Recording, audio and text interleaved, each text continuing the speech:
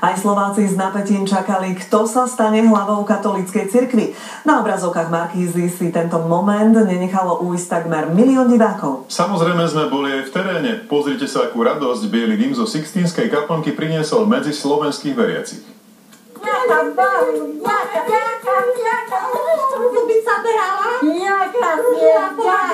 Vieme, že je teda zvolený nový pápež. Stále ale nevieme, kto ním vlastne je. Bielý dym, máme pápeža, bielý dym. Radosť veľká, je strašne radosť. No a po vyše hodine čakania to prišlo. Hlboko veriace ženy z Lendaku sa pri pohľade na novú hlavu katolíckej cirkvi tešili tak, ako by sa pápežom stal Lendačan. Jeho meno František.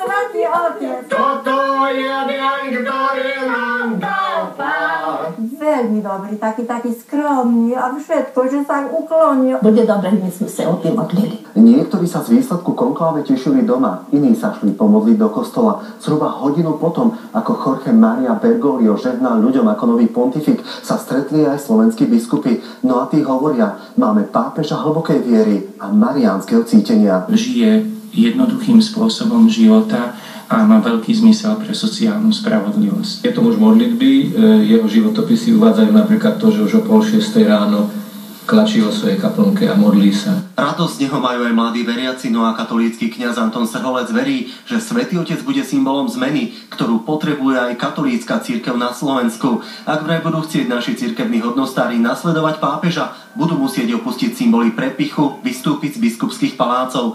Svätý Otec je pre neho človekom skromnosti, nádeje a opora biedných. Trápime sa so životom a niektorí ešte aj sú radi, že prežijú.